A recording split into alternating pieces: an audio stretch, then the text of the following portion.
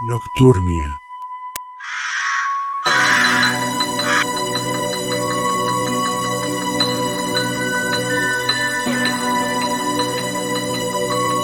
Cierra los ojos, pero no duermas.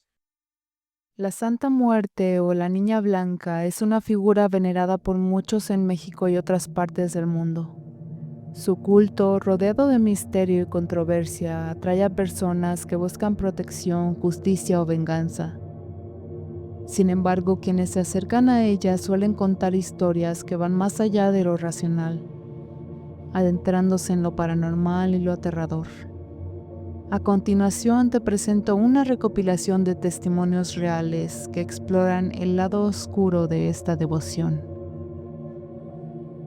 Don Rafael, de 48 años, de un pequeño pueblo de Veracruz, México, era un padre devoto, un hombre sencillo que trabajaba como pescador para mantener a su familia.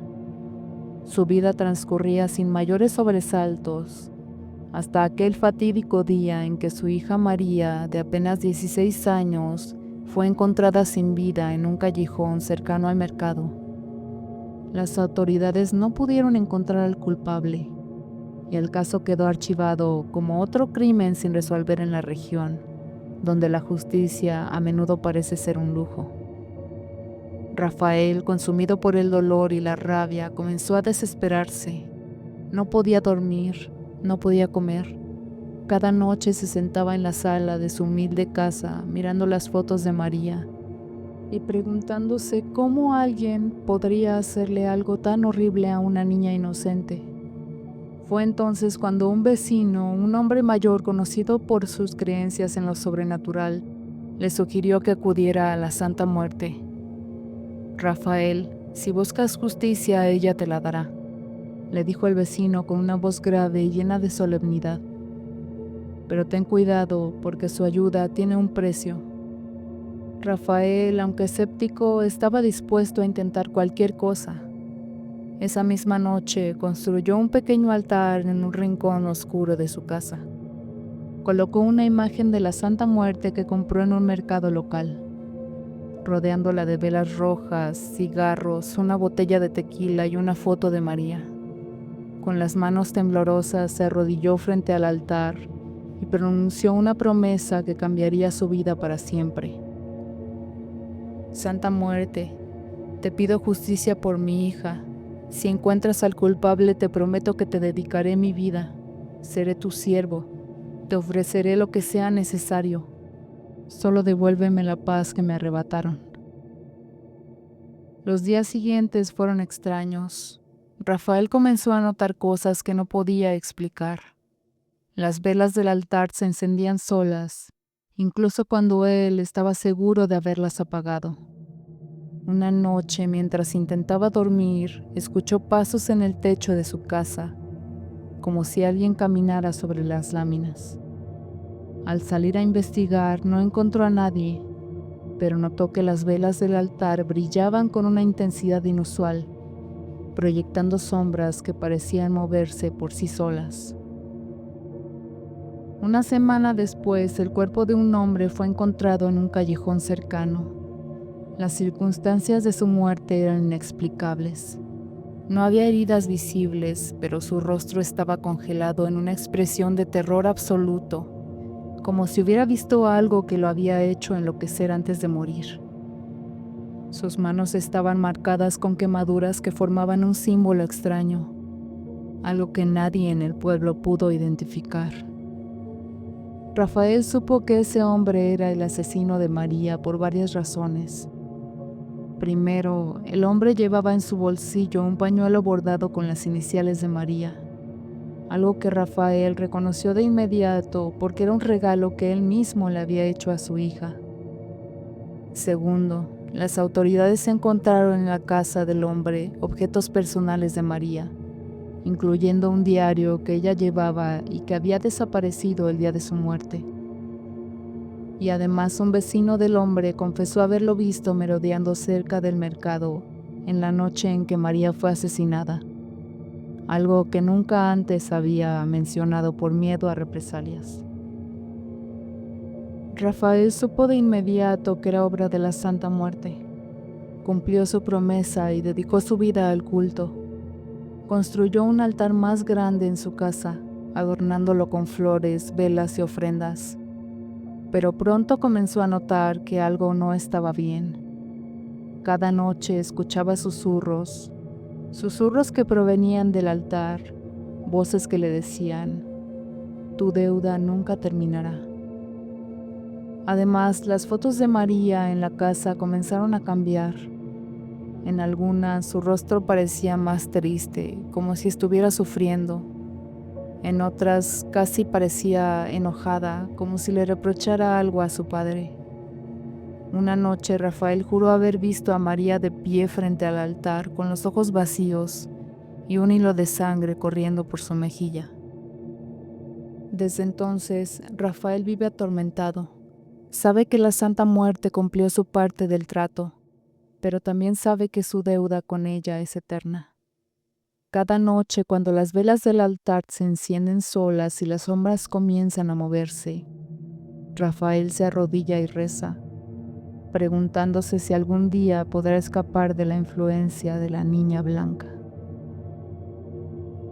Rafael, atrapado entre la gratitud y el miedo, es un recordatorio de que algunas deudas no se pagan con dinero, sino con algo mucho más valioso: la paz del alma.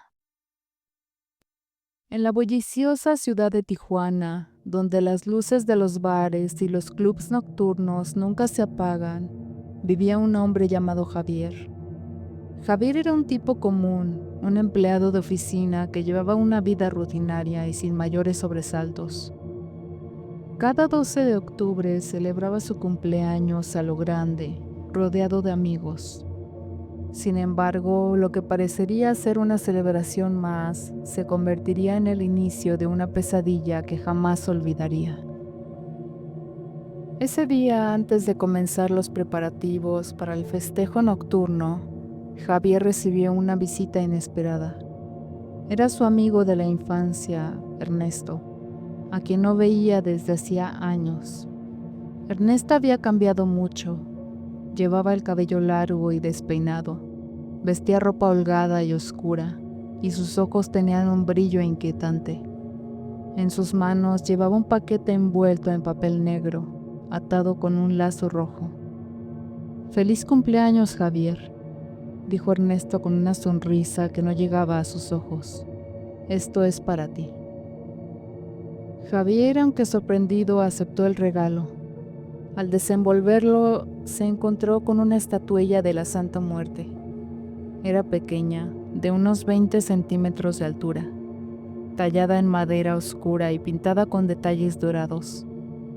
La figura sostenía una haz en una mano y un globo terráqueo en la otra. Sus ojos, aunque tallados, parecían seguir a Javier sin importar desde dónde la mirara.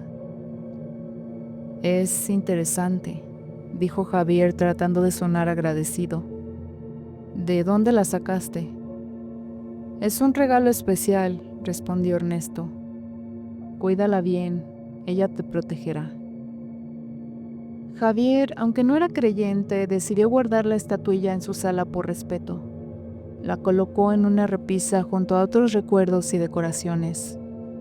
Esa noche, después de la celebración con sus amigos, se fue a dormir sin pensar mucho en el regalo. Pero todo cambió a la medianoche. Javier despertó de repente con la sensación de que alguien lo observaba. La habitación estaba en silencio, pero el aire parecía más frío de lo normal. Al abrir los ojos, vio algo que lo paralizó. La estatuilla de la Santa Muerte estaba sobre su pecho, mirándolo fijamente con aquellos ojos que ahora brillaban con una luz tenue y amarillenta. La sonrisa tallada en su rostro parecía haberse ensanchado, como si estuviera disfrutando de su terror. Javier intentó gritar, pero no pudo. Intentó mover las manos para quitarla, pero sintió que sus dedos se quemaban al tocarla, como si la estatuilla estuviera al rojo vivo. Finalmente logró arrojarla al suelo, donde cayó con un golpe seco. Corrió a encender la luz, pero cuando miró hacia el suelo, la estatuilla no estaba. había desaparecido. Al día siguiente, Javier estaba convencido de que todo había sido un sueño. Sin embargo, cuando entró a la sala, encontró la estatuilla de nuevo en la repisa, como si nada hubiera pasado. Pero algo era diferente. Ahora sostenía un objeto pequeño en su mano, algo que no estaba antes. Al acercarse, Javier vio que era un anillo, uno que reconocía de inmediato. Era el anillo de su madre, quien había fallecido hacía años. ¿Cómo llegó esto aquí?, murmuró Javier, sintiendo un escalofrío recorrer su espalda. Esa noche los fenómenos extraños se intensificaron.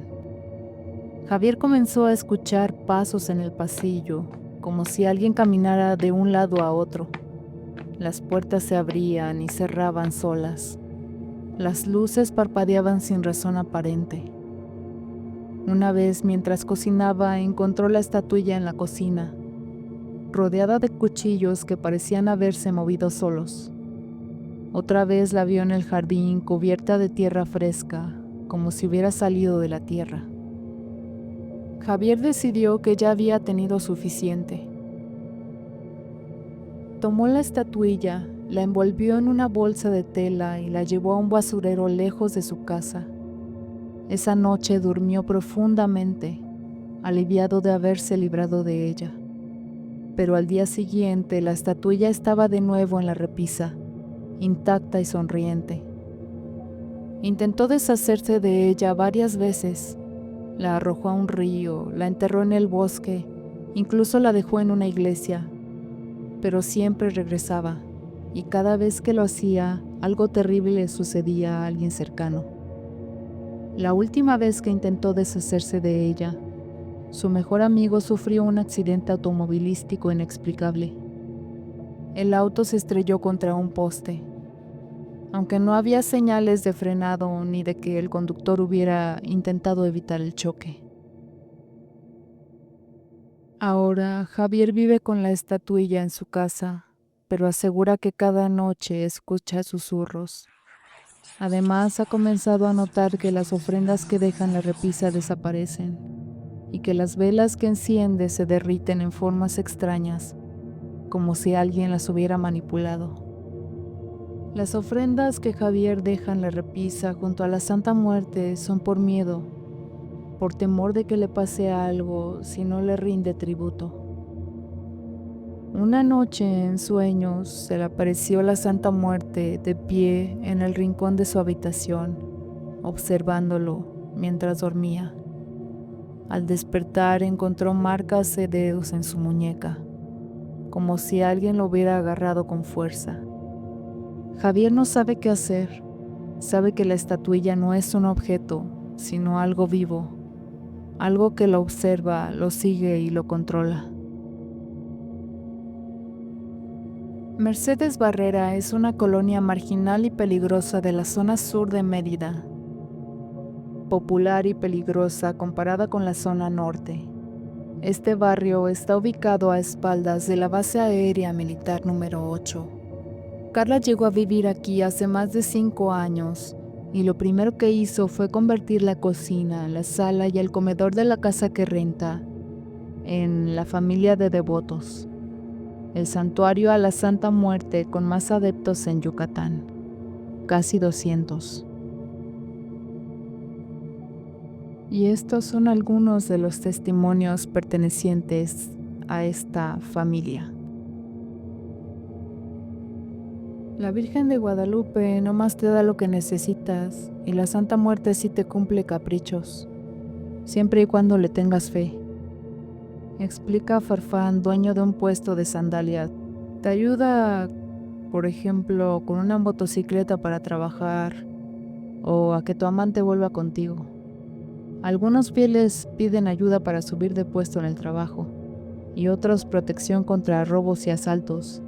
Y los que salen a carretera hablan con ella para que no se les ponche una llanta o se les descomponga el coche. Por una enfermedad empecé a creer en la santa.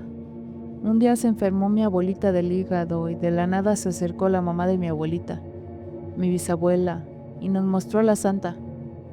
Todos en mi familia son católicos, así que la primera impresión fue de miedo, pero de todos modos le pedimos que nos ayudara. Al otro día mi abuelita estaba de pie y los doctores nos pidieron que nos la lleváramos a la casa. Dijeron que era un milagro.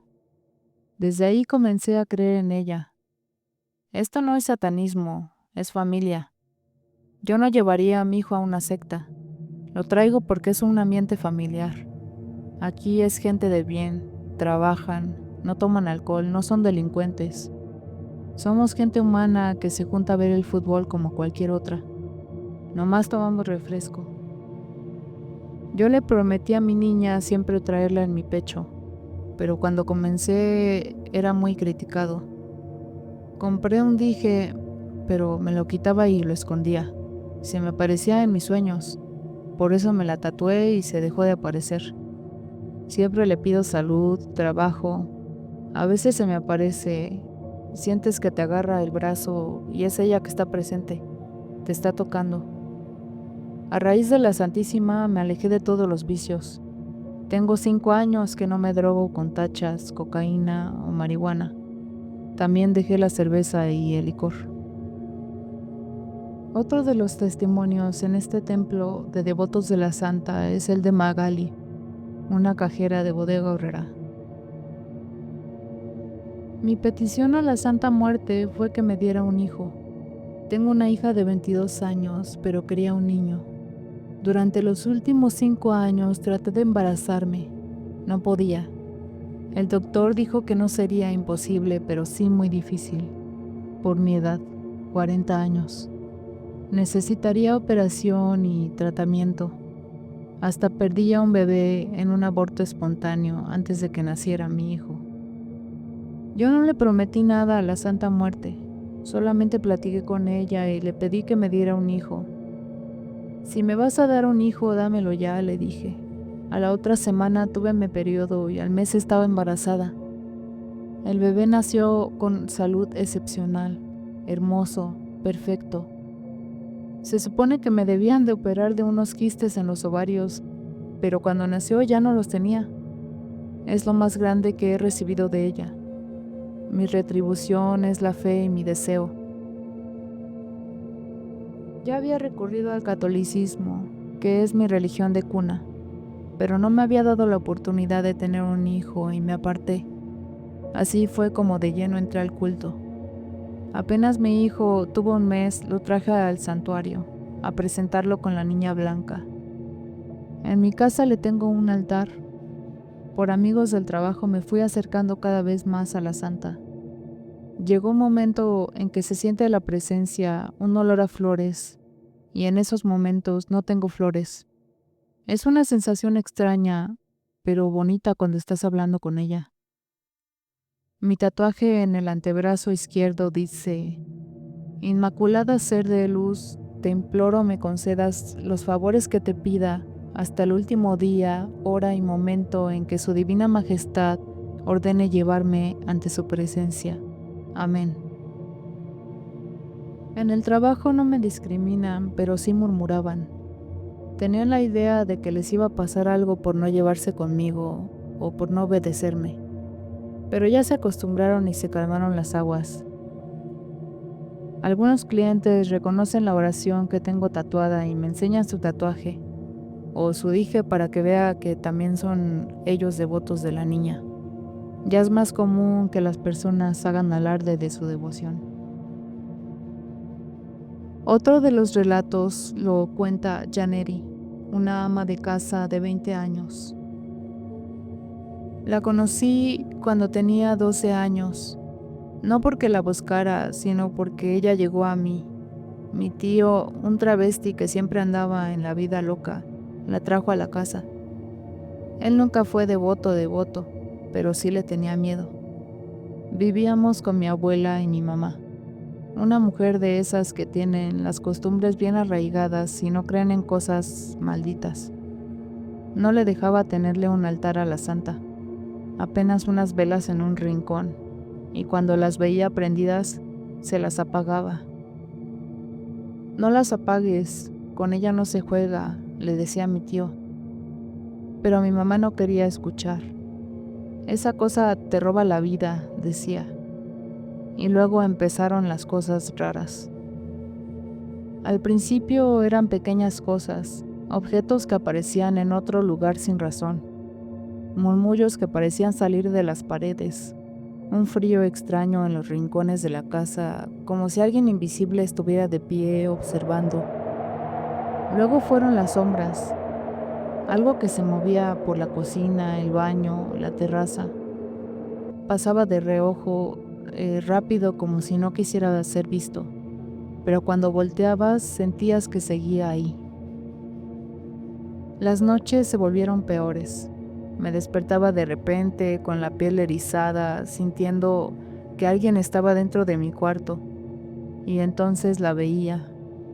Siempre era lo mismo, una figura alta, cubierta con una túnica negra, parada en la esquina.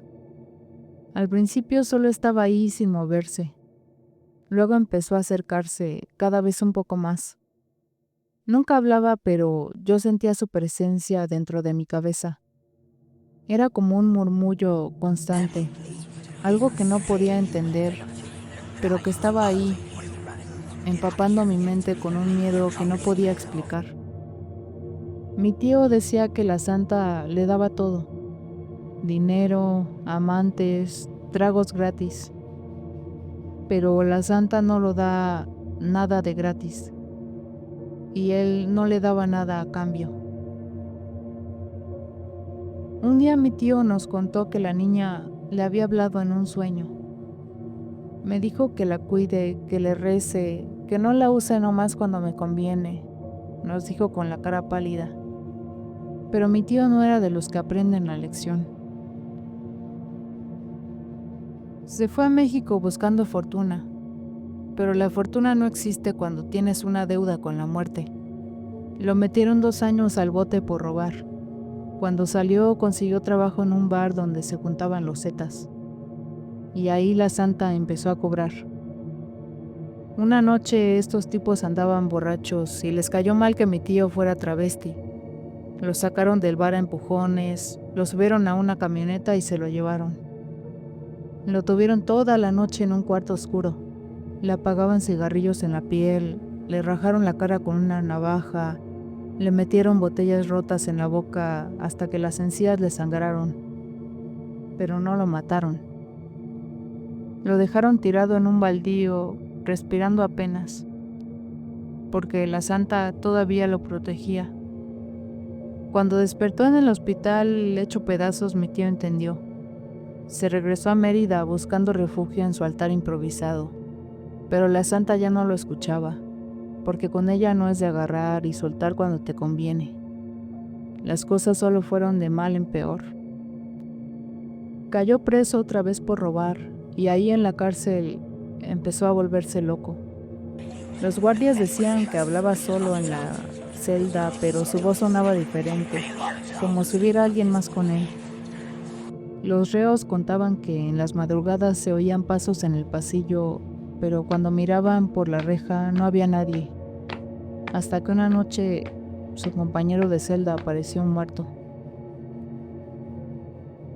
El doctor dijo que le dio un infarto, pero el cadáver tenía los ojos abiertos, la boca desencajada en un grito y los dedos rotos, como si se hubiera tratado de arañar las paredes para escapar de algo.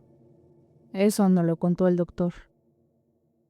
Mi tío dejó de hablar, se quedaba sentado en la esquina de la celda con los ojos vidriosos, la piel pálida, parecía muerto en vida. Un día lo fui a ver. Cuando me acerqué al vidrio de la sala de visitas, él apenas me miró. Pero detrás de él, en la sombra de la celda, la vi otra vez, alta, con su túnica negra, mirándome. Esa fue la última vez que lo vi. Salió de la cárcel unos meses después, pero ya no era mi tío. Apenas caminaba, apenas comía. Un día simplemente dejó de moverse. No murió, pero su alma ya no estaba ahí. Yo aprendí la lección. La santa no es un juego, no es una moda, es un pacto.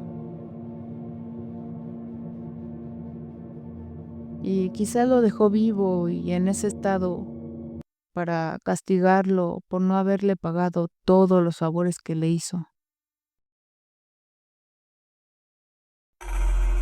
Si te gustó este relato, deja tu like, comenta y comparte.